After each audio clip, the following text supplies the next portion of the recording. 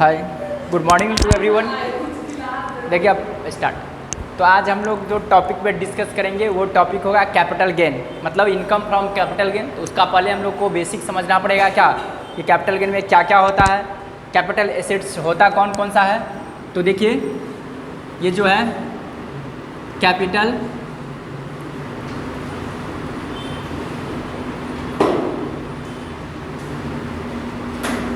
Gain से related है, हम लोग को टॉपिक आ रहा है, ठीक है।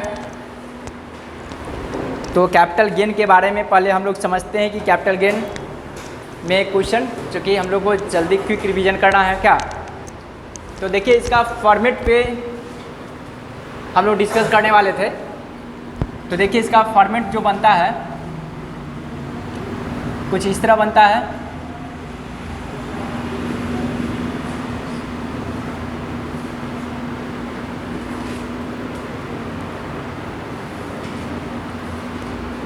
यहाँ पे लिखेंगे कंप्यूटेशन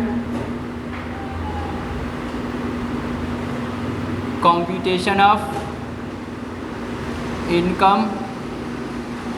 इनकम फ्रॉम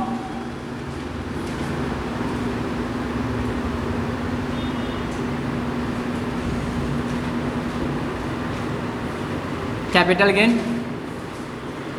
यहाँ पे मैं लिखूँगा अमाउंट, ठीक है। यहाँ पे पार्टिकुलर्स,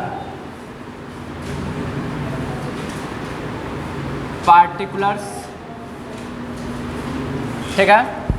आप लोग यहाँ तक मेरी बातों को समझ पा रहे होंगे कि पहले मैं फॉर्मेट पे डिस्कस करवा रहा हूँ कि कैपिटल गेन में कौन कौन सा आइटम आएंगे। तो देखिए कैपिटल गेन में सबसे पहले हम लोग यहाँ पे लिखेंगे sale consideration,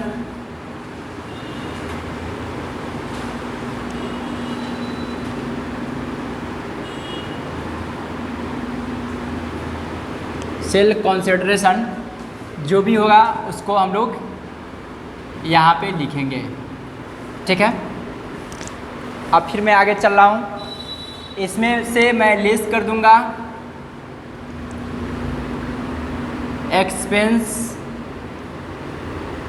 on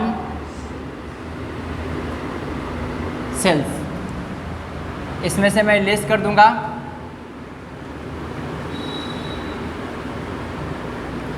less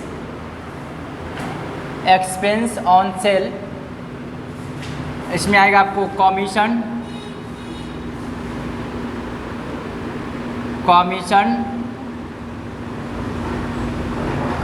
brokerage ATC. मतलब ये कमीशन ब्रोकरेज का मतलब ये हुआ कि जब हम लोग कोई एसेट्स कैपिटल गेन प्रॉपर्टी को सोल्ड करेंगे मार्केट में, ठीक है, यानी कि कोई भी हम लोग लॉन्ग टर्म जब एसेट्स को सोल्ड करते हैं तो उस पर क्या होता है, कुछ कमीशन या ब्रोकरेज लग जाता है। आप सुने होंगे कि प्रॉपर्टी डीलर के थ्रू कोई खरीदता है, कुछ कमीशन पे करनी पड़ती है, कुछ ब्रोकरेज लग जाता है। तो उन सारी एक्सपेंसेस को मैं लेस कर दूंगा, इसलिए कि कोई प्रॉपर्टी 10 लाख में बेचेंगे उस पर कुछ सर्टेन परसेंटेज मान के चलिए कमीशन दे दिए, या लमसम अमाउंट में 10,000 5,000 किसी को कमीशन या ब्रोकरेज दे दिए, तो नेट इनकम कितना हुआ, 10 लाख में से उतना लेस हो जाएगा क्या, 10,000 दिए तो 9,90,000 आएगा। इसलिए मैं उसको पहले क्या करूँगा, उसको मैं लेस कर दूँगा, ठीक है। यहाँ पर जो अमाउंट हम लोग को निकल के आएगा वो हम लोग को कहलाएगा नेट कंसिडरेशन,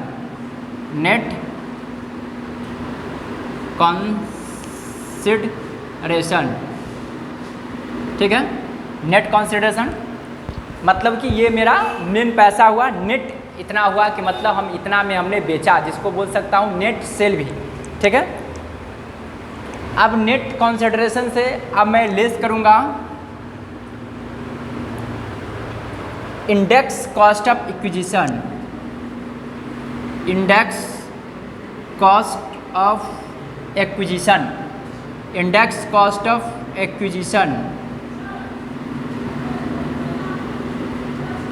ठीक है। उसके बाद मैं लेस कर दूंगा less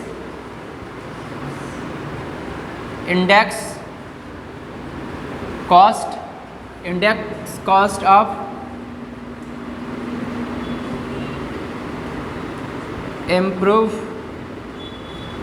index cost of improvement. आप देखेंगे यहाँ पे इंडेक्स कॉस्ट ऑफ एक्विजिशन और इंडेक्स कॉस्ट ऑफ इम्प्रूवमेंट होता क्या है, पहले हम लोग इस चीज़ के बारे में जानेंगे। ठीक है, ये नेट कंसिडरेशन था, यहाँ तक हम लोग समझ चुके हैं। यहाँ पे जो आएंगे आपको जो नेट कंसिडर, अब यहाँ देखिए ज़रा, देखिए हम लोग बोलेंगे इंडेक्स कॉस्ट ऑफ एक्विजिशन का मतलब ये कि जब मान कर चलिए हम लोग कोई प्रॉपर्टी खरीदे थे, हम एक छोटा सा एग्जांपल ले रहे हैं, यहाँ पे मान के चलिए हम बेचे थे, उसका वैल्यू था सपोज दैट 10 रुपये था, ये दिखाई दे रहा है ना उसमें, हम एक एग्जांपल लेकर के उसको समझा रहे हैं। ठीक है, और उस पर हम ब्रोकरेज या कमीशन क्या,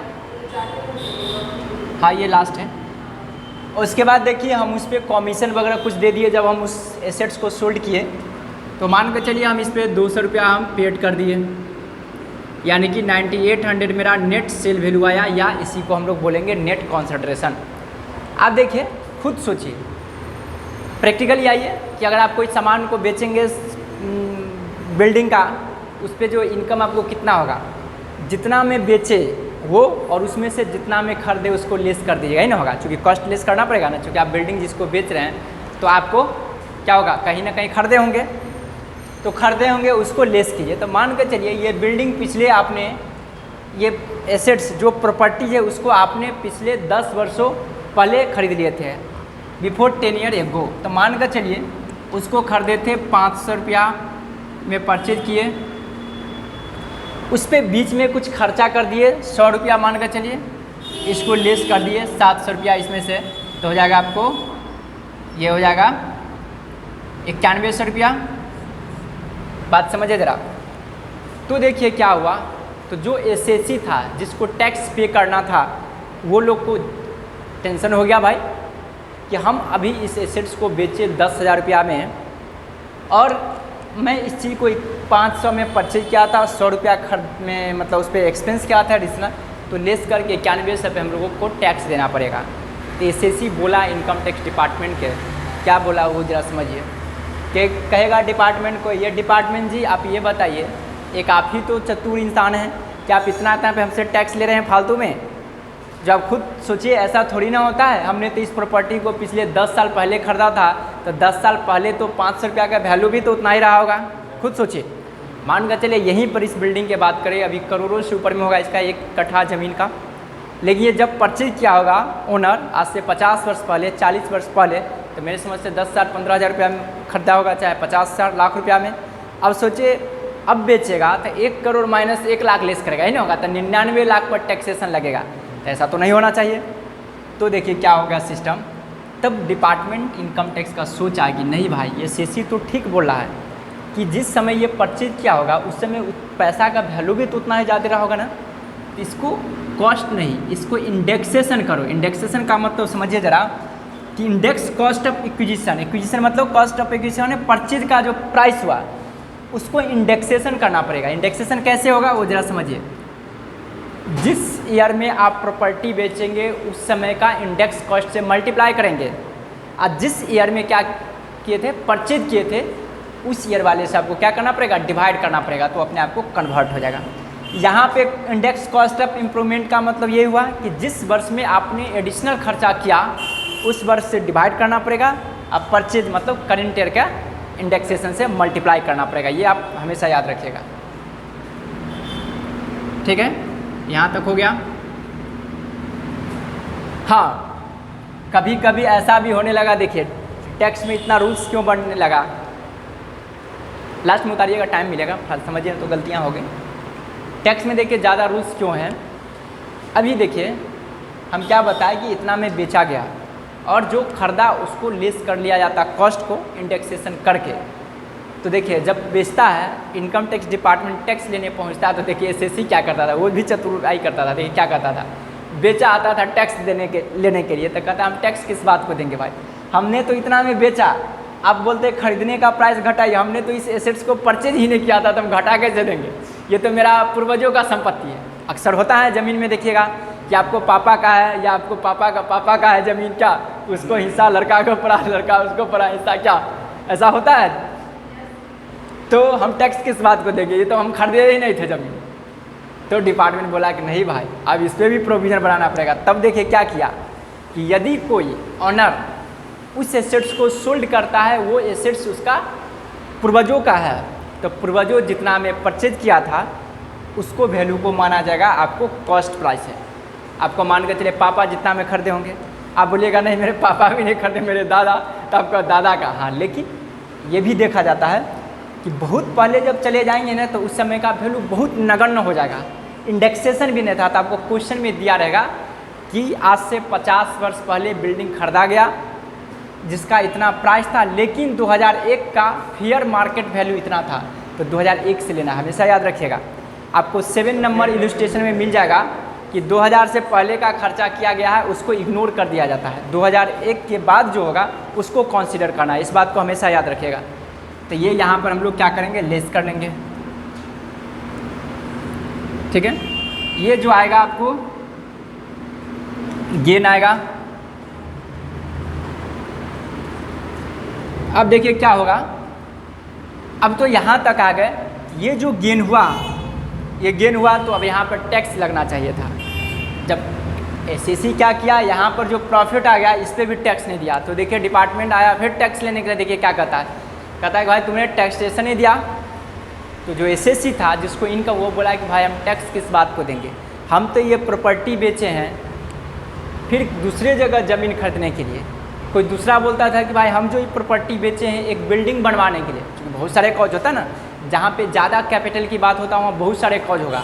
या तो ज़मीन कोई बेचता है, वो ज़मीन बेच कर बिजनेस स्टार्ट करेगा, या हो सकता है उस ज़मीन को बेचेगा तो बिल्डिंग बनाएगा, या हो सकता है इवन कुछ ज़मीन को बेच करके one place to another place investment करेगा। बहुत सारे कॉजेज होगी ना, क्योंकि वो ज़्यादा पैसे की बात होती है, 50 लाख 60 लाख, तो 50 लाख 60 लाख रुपया तो लोग खाने के लिए ना बेचेगा, वो जब भी बेचेगा तो कोई काम करने के लिए, या हो सकता है अपने बच्चे को पढ़ाने के लिए, ऐसा भी हो सकता है, या हो सकता है मेडिकल में वैसा सिचुएशन आ गया तो लोग को बेच करके उसमें ट्रीटमेंट करवाने के लिए।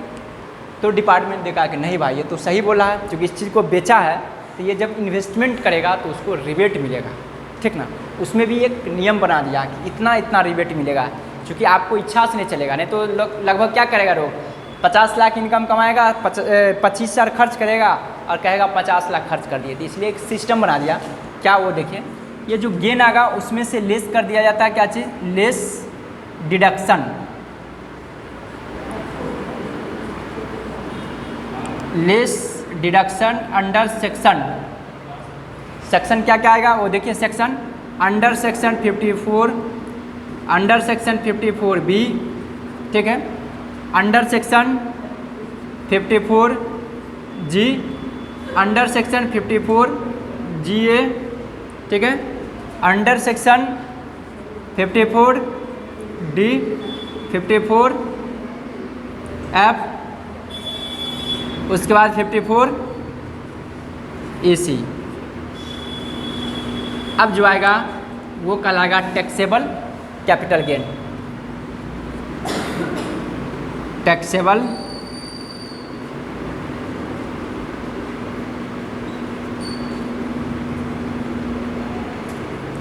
टैक्सेबल कैपिटल गेन है। अब यहाँ तक समझ गए होंगे क्या, यहाँ तक किन्हीं को कोई दिक्कत नहीं है।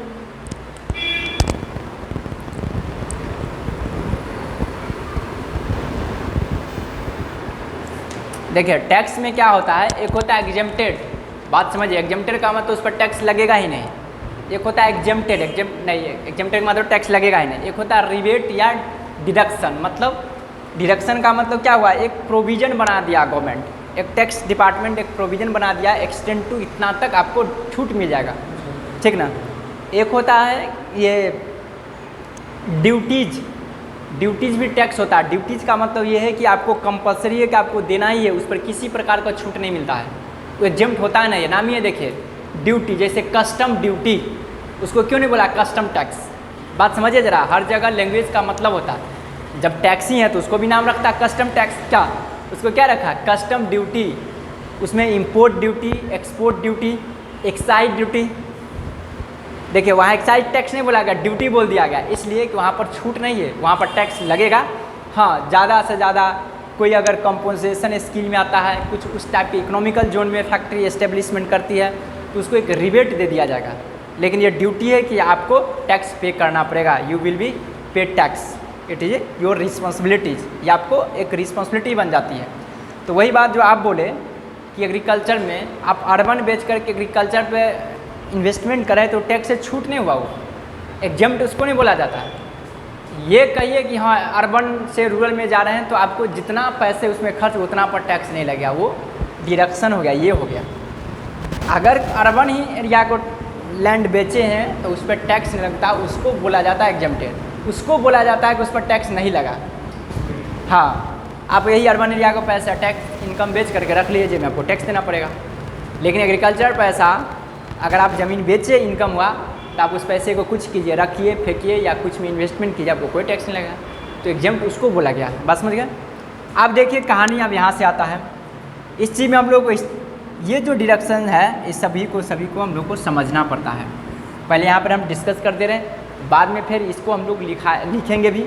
देखिए पहली बात समझिए, 54 क्या कहता है डिडक्शन कि यदि हम अगर कोई रेसिडेंशियल हाउस को सोल्ड करते हैं, मतलब रहने वाले घर को बेच करके और उस रहने वाले घर में ही इन्वेस्टमेंट करेंगे या उस घर को कंस्ट्रक्शन करवाएंगे या परचेज करेंगे तो हमको 54 के अकॉर्डिंग क्या होता है डिडक्शन मिलता है। क्या समझे, रेसिडेंशियल हाउस, रेसिडेंशियल का मतलब रहने वाला, निवास वाले घर, यानी कि कोई एसएसी कहता है अगर रेसिडेंशियल हाउस को ट्रांसफ़र करेगा, बेचेगा, उससे प्रॉफिट अराइज करेगा, फिर रेसिडेंशियल हाउस में इन्वेस्टमेंट करेगा तो उसको डिडक्शन मिलेगा कितना में, 54 में। पहली बात है। दूसरा 54B में अगर कोई पर्सन एग्रीकल्चर लैंड, अब यहाँ पर समझिए एग्रीकल्चर लैंड यहाँ पर बोल दिए, जबकि उस पर छूट है तो एग्रीकल्चर लैंड का मतलब वहाँ छूट क्या है, रूरल एरिया के एग्रीकल्चर लैंड। बात को ज़रा समझिएगा, अगर कोई पर्सन एग्रीकल्चर लैंड को सोल्ड करता है और फिर एग्रीकल्चर लैंड में ही परचेज करता है तो उसको अंडर सेक्शन 54 के अकॉर्डिंग उसको क्या मिलता है, डिडक्शन मिल जाता है। उसके बाद देखिए 54G, अगर कोई इंडस्ट्रियल अंडरटेकिंग है, ठीक है, कोई इंडस्ट्री है, मैन्युफैक्चर है, अगर वो अपने बिजनेस को अगर कोई अर्बन एरिया से अगर रूरल एरिया की ओर शिफ्ट करता है, अपने बिजनेस को शिफ्टिंग करता है तो उसको जितना इनकम हुआ और वो अगर वो इन्वेस्टमेंट करेगा जैसे प्लांट और मशीनरी परचेज करने में तो 54G के अकॉर्डिंग क्या होगा, उसको डिडक्शन मिल जाएगा। 54G उसी टाइप का है, इसी का भाई है। इसमें क्या कहता है, अगर कोई इंडस्ट्रियल अंडरटेकिंग अगर कोई one place to another place, मतलब कि one place to a special economical zone में ट्रांसफ़र होता है, शिफ्टिंग होता है, तो जितना वो इन्वेस्टमेंट वहाँ पे करेगा उतना से उसको डिडक्शन मिल जाएगा। जैसे देखिएगा यहाँ पर क्या था, अर्बन से रूरल एरिया में जाना। जैसे देखिए बहुत पहले जब हम लोग बच्चा थे तो एक योजना आया था, गवर्नमेंट का एक नोटिस आ गया था, अनाउंसमेंट हुआ था कि दिल्ली NCR में जितने भी फैक्ट्री बनी हुई है सब वहाँ से हटा लो और गुड़गांव में लेकर के जाओ। तब खुद सोचिए, अगर जो इंडस्ट्री है यहाँ से शिफ्टिंग होगा अनदर प्लेस पे तो क्या वो भूमि को तो उठा कर अपने माथा अपने ले जाएगा क्या, सब चीज़ प्लांट मशीनरी आप बेच लीजिएगा या आप उठा करके यहाँ से वहाँ ले जाइएगा, लेकिन भूमि को तो लेके नहीं जाइएगा, बिल्डिंग को तो नहीं लेके जाइएगा क्या। तो क्या कीजिएगा, उसको बेचिएगा, तो बेचिएगा तो उससे पैसा आएगा तो इनकम होगा, बेच ली, चूँकि बिल्डिंग वगैरह लैंड जब भी बिकता है तो थोड़ा ज़्यादा भाव में बिकेगा। तो उस सिचुएशन में क्या था, वहाँ से बेच करके प्रॉफिट अराइज किए, फिर वहाँ पे जाके इन्वेस्टमेंट करेंगे तो आपको उतना से छूट मिल जाएगा। समझ गए बात। स्पेशल इकोनॉमिकल जोन के मतलब समझिए, इसका मतलब ये हुआ कि जैसे अभी देखते होंगे अपने बिहार का ही एग्जाम्पल लीजिए, बहुत सारे शुगर मिल जो है बंद है, इसलिए कि शुगर केन नहीं है हमारे पास पर्याप्त मात्रा में, एडिक्वेट रूप से, इनफ मात्रा में। तो गवर्नमेंट कहेगा कि ठीक है भाई, आप एक काम कीजिए कि इस शुगर इंडस्ट्रीज को आप शिफ्ट कर लीजिए वहाँ पे जहाँ पे शुगर कैन आपको अवेलेबल है। तो उस सिचुएशन में इन्वेस्टमेंट करेंगे ना तो 54G के अकॉर्डिंग ये मिलेगा। 54D देखिए, ये है कंपलसरी एक्विजिशन। अगर आपको गवर्नमेंट कोई लैंड को अगर कंपलसरी एक्विजिशन कर लेती है, उससे इनकम होता है तो 54D में डिडक्शन मिलेगा। कंपलसरी एक्विजिशन का मतलब देखिएगा, जैसे गवर्नमेंट का अभी भागलपुर में आया हुआ स्मार्ट सिटी का एक योजना आया हुआ है। क्या स्मार्ट सिटी का योजना है तो क्या है, किसी को बिल्डिंगें तोड़ दिया, हाँ, तो आपको तो पैसा मिलेगा, कंपनसेशन मिलेगा। एक तरह से क्या होगा, कंपलसरी एक्विजिशन बाय गवर्नमेंट, आपको देना पड़ेगा जगह को, क्योंकि सरकार के सामने किसी को नहीं चलता है। हाँ, तो उसके जगह पे एवज में गवर्नमेंट आपको पैसा देगी, तो पैसा देगी तो आपको प्रॉफिट होगा। आप फिर जहाँ पे इन्वेस्टमेंट करेंगे कहीं ना कहीं तो आप घर लीजिएगा ना, तो उतना आपको छूट मिल जाएगा। उसके बाद देखिए 54F, ये देखिए 54 और 54F दोनों भाई हैं आपस में। ये देखिए क्या था, यहाँ समझिए बात को। 54 में बोला गया था अगर कोई एसएससी रेसिडेंशियल हाउस को सोल्ड करके प्रॉफिट अराइज करेगा, कैपिटल गेन अराइज करेगा, फिर रेसिडेंशियल हाउस में इन्वेस्टमेंट करेगा तो क्या होगा, 54 के अकॉर्डिंग डिडक्शन मिलेगा। बट यहाँ 54F देखिए क्या बोलता है, अगर कोई एसएससी रेसिडेंशियल हाउस के अलावा कोई अदर प्रॉपर्टी को सोल्ड करके कैपिटल गेन अराइज करती है या फिर रेसिडेंशियल हाउस में इन्वेस्टमेंट करेंगे तो 54F के अकॉर्डिंग उनको क्या मिलेगा, डिडक्शन मिलेगा। इसका मतलब क्या समझे, यहाँ पर क्या था, residential house to residential house, यहाँ पर क्या रेसिडेंशियल हाउस को छोड़ करके एनी अदर एसेट्स बेचे, उससे प्रॉफिट कमाए और रेसिडेंशियल हाउस में इन्वेस्टमेंट किए तो आपको यहाँ पर डिडक्शन मिलता है। इसका मतलब ये हुआ। प्रैक्टिकली समझिए, प्रैक्टिकली क्या है सो देखिए ज़रा। जैसे देखिए कभी कभी क्या होता है, हम लोगों के पास पैसे नहीं होता है तो हम लोग क्या करते हैं कि मान कर चलिए मेन जगह पे हमारे पास 2, 4, 5 कट्ठा ज़मीन है, अगर हम उसमें बिल्डिंग बना देते तो अच्छा खासा उसमें रेंट आ रहा है, बट मेरे पास कैपिटल की कमी है जिसके वजह से हम बिल्डिंग नहीं बना पा रहे हैं, तो हम लोग क्या करते हैं, जनरली उसमें से हाफ कट, आधा कट्टा, जो भी जितना लगेगा उतना बेच लेते हैं, प्रॉफिट अराइज कर लिए और उसके बाद एक रेसिडेंशियल हाउस बना दिए। उसको बोला गया एनी अदर एसेट्स। बात समझ गए ना, यानी कि घर के अलावा कोई दूसरी चीज़ बेचे, बिल्डिंग बेच लिए, या हो सकता है हमारे पास बहुत सारे ज्वेलरी रखा हुआ है, ठीक है, कुछ ज्वेलरी बेच लिए, पैसे बिल्डिंग में लगा दिए, बहुत सारे हो सकता है सामान आपके घर में, और कोई फिक्स एसेट्स हो सकता है, गोल्ड हो सकता है, सिल्वर हो सकता है, बुलियन, हालांकि बुलियन बहुत कम रहता है लेकिन किसी न किसी के पास तो होगा ही, क्या बुलियन हो सकता है, क्या ये सब कॉस्टली है, तो उसको बोला गया 54F। आप देखेंगे 54EC, अगर कोई नोटिफाइड बॉन्ड में आप इन्वेस्टमेंट करेंगे तो उतना सबको डिडक्शन मिल जाएगा। तो यहाँ तक आप लोग समझ गए होंगे। आप देखिए क्वेश्चन होगा इलस्ट्रेशन नंबर 7, उसको देखिए।